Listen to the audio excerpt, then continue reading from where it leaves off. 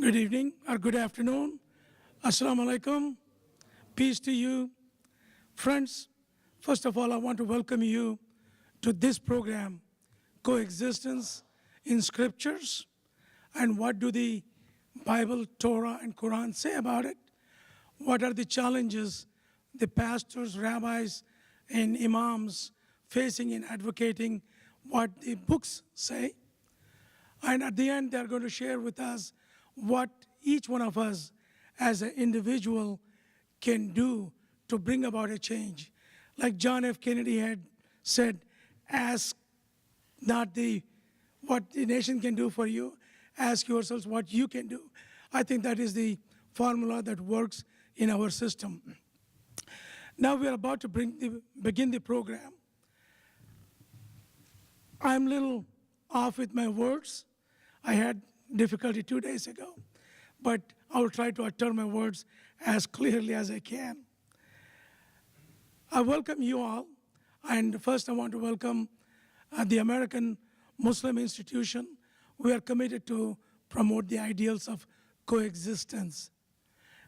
And in a few seconds, the program outline is I'm going to invite Rabbi to do the Pledge of Allegiance. Then she will invite our chairman of the board to do the opening remarks. And then she'll invite our guests to speak about the program, followed by Q&A. And at the end, we will finish the program at 4 o'clock. And after that, if the questions and answers are still going, you're welcome to stay, or we'll have the fellowship outside. We'll have refreshments and coffee and snacks outside. So that's the outline of the program. Now I'd like to invite, keeping diversity as a focus of American Muslim Institution, diversity of genders, diversity of age. We're going to have youth to senior citizens and everyone in between. We are making an effort, hopefully in 2 years from now, American Muslim Institution would look like a mini representation of the universe, with everyone expressing who they are. Now I'd like to invite Rabbi as a youth representation. She's a second-year student at the George Mason University as a biology major on the pre-med track. Along with her academic studies, she hopes to further her Islamic studies by attending different programs, such as the Alim program. She competes in her free time speaking, writing, Islamic studies, and has recently won the title of overall Miss Champion in 2015. She works at the Adams Center in the administration office and is also a youth leader, having served as a chair at the Adams Youth Council and a MSA president. She has got a lot of credentials at that young age. I wish, like all of you, I wish I had started at that age. I could have done a lot more. Please welcome Rabbi. I pledge of allegiance to the flag of the United States of America and to the republic for which it stands, one nation, under God, indivisible, with liberty and justice for all. Just good afternoon to all of you. It is so wonderful to see all of you today, and it is such a huge honor for me to be standing in front of such respected individuals and leaders in our community. What I've learned from interfaith events, the biggest thing I've learned, is that in order to love someone, you must get to know them. And that doesn't necessarily mean their favorite food or their favorite movie, but what their beliefs are, what their ideas are, what their opinions on the world are, what their interests are, what their passions are. And this building of a relationship, that is true love. And I truly am convinced that these relationships have the power to solve not only the problems in the world, but also the problems in our hearts. So I'd really like to thank the American Muslim Institution for giving us this opportunity for all of us to come together and engage in this interfaith dialogue.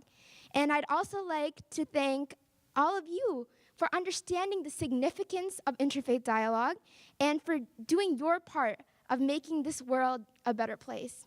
Amen.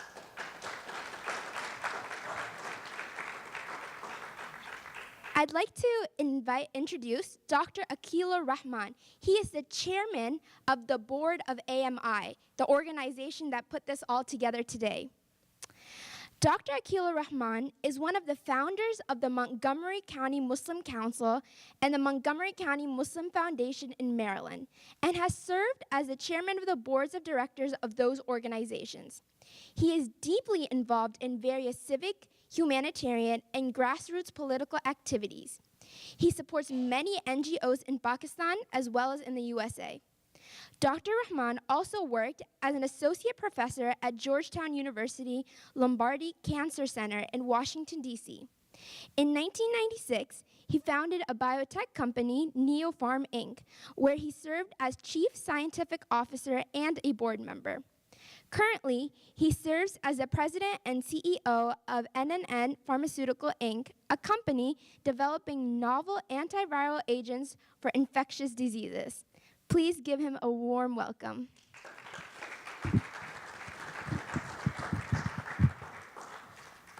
Respected speakers, ladies and gentlemen, Assalamu alaikum, good afternoon, shalom.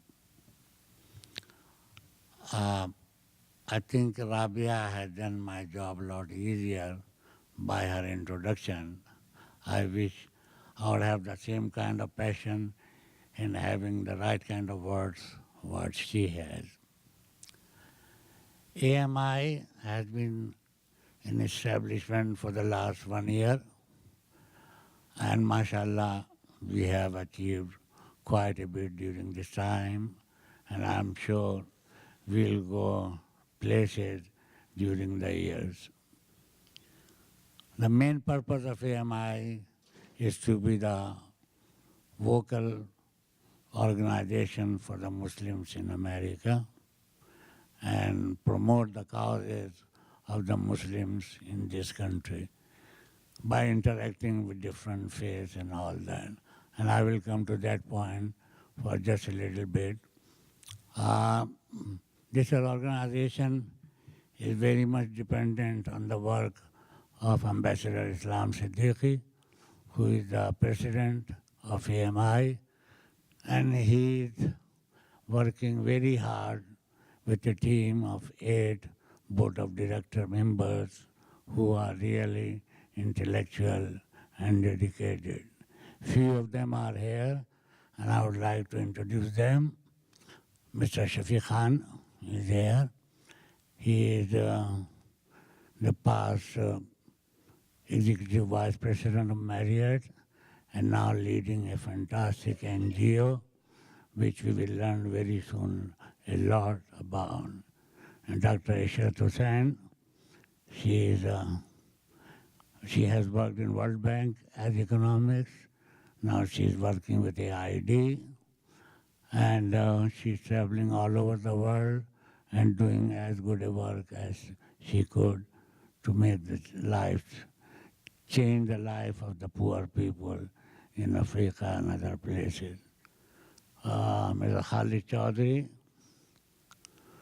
has been in space technology for about 20 years, and after that he said he had enough, so let me do the community work, and he has been helping the community quite a lot since then, and traveling to enjoy the life as well. So some of our board members are missing because of some reason, like Kaisar has to leave because his father is very sick and he has to fly to Cincinnati yesterday evening. And some others have some other excuses, which really I don't have to explain all that. So today's symposia is about the coexistence. And the 3 Abrahamic religions, Judaism, Christianity, and Islam, have been blessed with the scriptures which says, love each other respect each other, and help each other. This Friday, last Friday, I heard a khutbah where so many citations of Quran were recited, where Quran says, love the other religion people, respect the other religion people. And we over here can only survive, or the world can only survive, when we learn how to respect each other. These Abrahamic religions are the great blessing to the humanity, but unfortunately, we are misinterpreting the value and the importance of what it teaches. Let's start from here. It's not too late. We have good panelists here to discuss various issues, what we are facing, and how we can help each other in creating an environment in America where everybody is respected very good, or accordingly to their stature. As you all know, America is really in bad shape these days, some because of the election time, some of the other reasons which have been going on for the last 20 years. We have income inequality, we have hatred to each other in the name of race and color and biases and all that. So it will take time really to resolve and become a very cohesive nation. But I'm very much hopeful that after this election is over, right kind of leaders will come out and will promote a common person cause, which is to survive with dignity in this country. Not going any further and taking your time, I would request Rabia to introduce our panelists, bring them on the stage, and let's start the ball rolling. Thank you for all coming. I really appreciate it. Thank you so much, Dr. Akil Rahman, for your remarks. I thank you for your leadership in making this environment, as you said, where everyone feels respected. I now have the pleasure of introducing our panelists for today. I had the opportunity of emceeing for another AMI event, and I was convinced I'm not going to see anyone more inspirational, but it's incredible. When I was reading the bios of our panelists today, I was awestruck. These people have done so much in their lives, and they're just reading about their lives makes me just want to do so much more. So I'm going to first be introducing Rabbi Charles M. Feinberg. And I apologize if I don't pronounce some of my words correctly. Rabbi Charles M. Feinberg was a congregational rabbi for 42 years. He served and led congregations in Wisconsin, New York, British Columbia, and Washington, D.C. He served as a rabbi at Addis Israel Congregation in Washington, D.C. from 2006 to 2015. Addis Israel is the largest conservative congregation in the metropolitan area. Rabbi Feinberg has served as the chairperson of the Social Action Committee of the Rabbinical Assembly. He has also been co-chairperson of TRUA, the Rabbinic Call for Human Rights. During his career, Rabbi Feinberg has been an advocate for Central American refugees, the poor and the homeless, for interfaith dialogue and cooperation, and for respecting the human rights of both Palestinians and Israelis. Rabbi Feinberg received his rabbinical ordination from the Jewish Theological Seminary of America. Rabbi Feinberg recently began his second year as Executive Director of Interfaith Action for Human Rights. Please welcome Rabbi Charles M. Feinberg.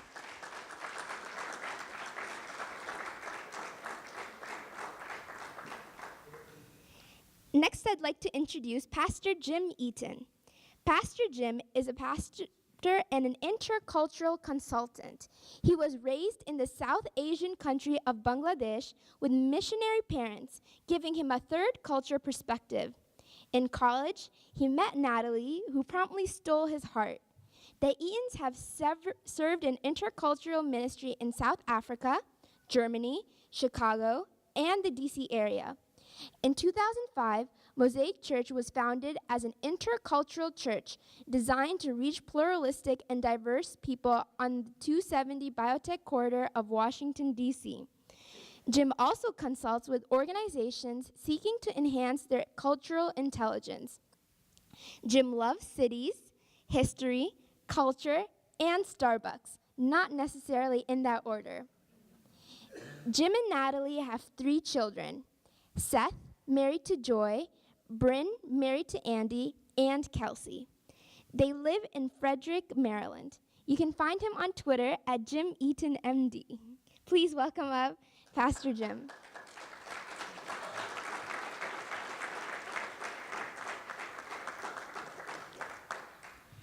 I'd now like to introduce Imam Muhammad Bashar Arafat. Imam Muhammad was born and raised in Damascus, Syria.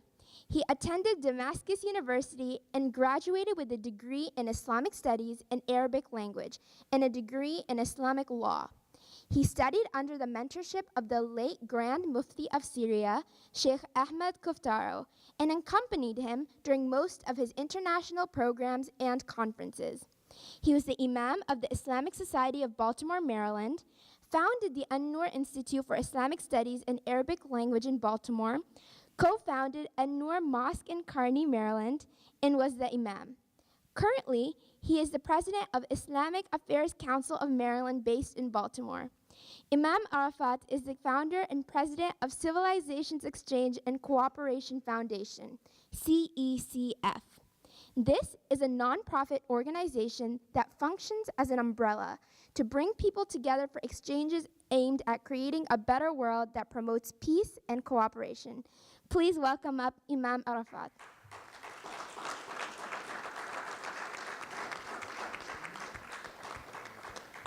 I promise these individuals have done so much more, but in the constraint of time, I am shortening up their bios. I'd now like to introduce the moderator for today, Mr. Mike Ghouse.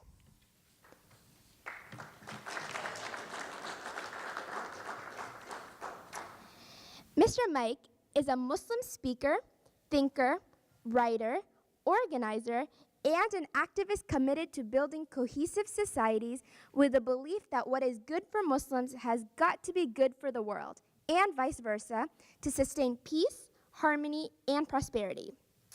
Mike has appeared in over 300 shows on TV and radio, and about 150 times on Fox News, and over 100 times with Sean Hannity. He has published over 3,000 articles, about a third on pluralism, a third on Islam, and the rest on a variety of topics. The bulk of his writings have been published by Dallas Morning News, Huffington Post, Op-Ed News, and others. Mike's mission is to work for a world of coexistence through inclusiveness and participation. Please welcome up Mr. Mike.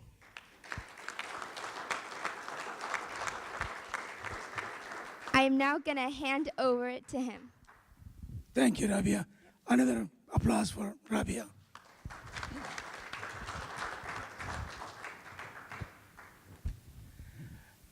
We're going to go in rounds. I think you have the brochure. You can go through it. But first, we'll place the few holy books we have here on the table, the Torah, Bible, and I don't know how many of you knew Prophet Muhammad, peace be upon him, when he saw the Torah scrolls, he kissed it to indicate that we have to honor and respect every holy book. These are the words of God. So that's what this honoring the books are. Let me go with the greetings. Greetings is the first thing to start any interfaith dialogue. When God created humanity, he had planned, year 2016 was on his mind. He knew what's going to happen in 2016. or year 2000, or year 571. So he called on his soldiers, his farishtas, his angels. Hey, look, guys, bring all the psychologists you have among you. I want to discuss with them an issue. God shows on the screen that in an all-black neighborhood, an individual walks in, he's afraid of everybody there. In an all-white neighborhood, a black man walks, and he was tense and apprehensive because he doesn't know anybody there. But then he also shows on the screen, a guy walks in, everybody was standing and staring at him. They were scared of him, he was scared of them. But someone from that group says hi. All of a sudden, tension eases for everyone. So God says, in the year 2016, the world is going to be like this. People are afraid of each other. They are tense with each other. How do we break the ice of this strangeness between people? And they came up, their studies, they laid down the studies, and God says it is not complete. God says in the year 2016, there is going to be at least 250 religious denominations or religions. I need more. At least bring me 10 different religions. So they bring him back the story, and then God decides, okay, this sounds good. And the essence of their study was, when people are estranged, when people don't know each other, there is tension among them. He said the easy way to break the tension, the strangeness, is to just acknowledge the other. A simple hi will release the tension between people. So they figured 3 key elements of these greetings. One is acknowledging the other person. Second is inviting that person to connect with you. And number 3 is possibly having a dialogue. God said, approved. This is the way to do it in the future. The tensions among people will go away. This is the first step. So I'm going to share with you about 9 to 10 different religious greetings.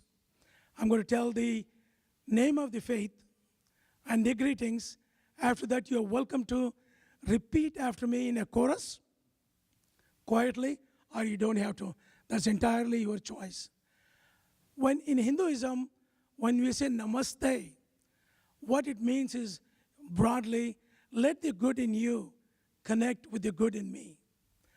In the Abrahamic faiths, when we say shalom, peace, salam, what we are saying is, may you be showered in peace, drenched in peace, soaked in peace.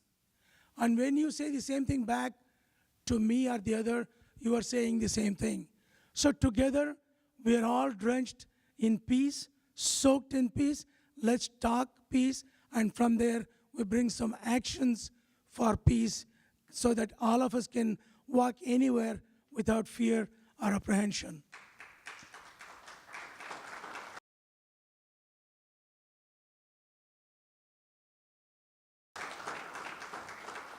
Now let's start with the greetings. The first goes in an alphabetical sequence. The first is the Native American, the Cheyenne tribe. Aho Piva. The Baha'i greeting, Allah Abho. The Christian greeting, peace to you. The Hindu greeting, Namaste. The Jain greeting, Jai Jinendra. The Jewish greeting, Shalom. The Muslim greeting, Salam. The Sikh greeting, Sat Sri Akal. Then the Wicca, the earth-based traditions, Hail to Mother Earth. And the last one, the Zoroastrian greeting, Hamazor, Hama Ashobed. You're all good listeners. You repeated it in full. So these greetings are exchangeable. This is what breaks the ice. Tomorrow or later today, you can say namaste to me, salam alaikum to me, shalom. It means the goodness in you is calling for the goodness in me to connect with you. So I hope in the near future, we'll all be using this as synonyms as opposed to be stuck. This is not a Muslim greeting or Jewish greeting or Christian. These are pure greetings of goodwill and goodness. Thank you very much.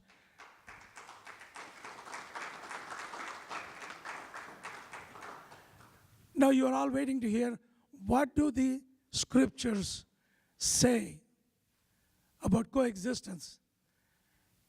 God created each one of us. There is no denial of that. So we are all one huge family. In the Abrahamic tradition, we all came from Adam and Eve. But in other traditions, there is someone who was ahead of all of us. We are all a large families. We are deliberately, intentionally created into different nations, different tribes, different races, and different looks. That's God's choice. Each one of us has got our own thumbprint. It is unique to each one of us. Our own eye print. Our DNA is different. Even if you grew up in the same family, eating the same food, cooked by the same mother, you still have a different taste bud. So that's how unique we are. And God knows when He gives that kind of uniqueness, it is bound to create conflicts for resources, for the loved ones, for food. So God comes back and says, at least in Quran, I'm sure it is in all traditions, He says the best ones among you are those who get to know, get to learn about the other.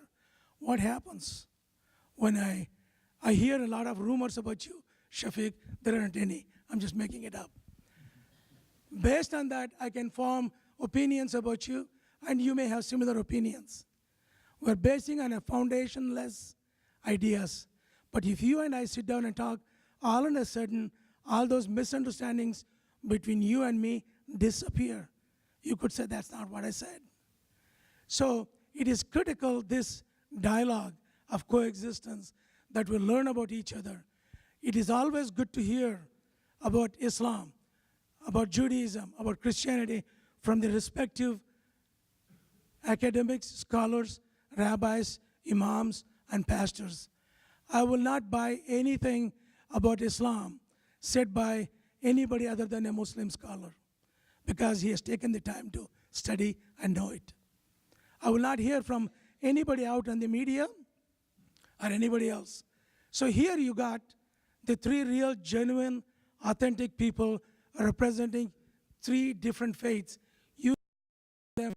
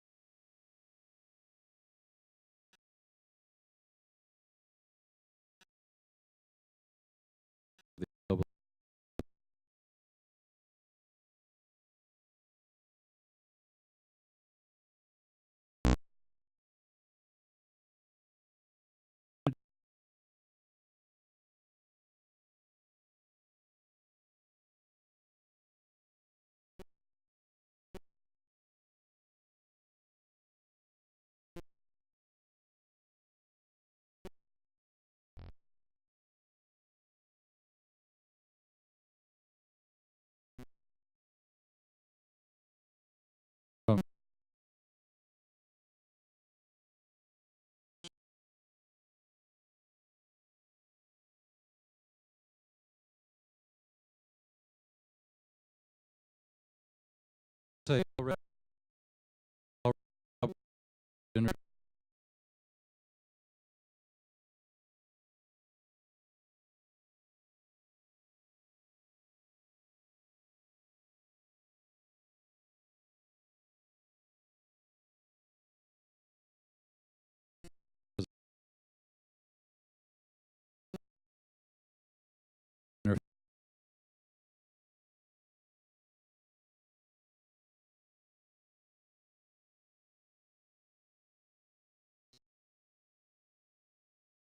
and the group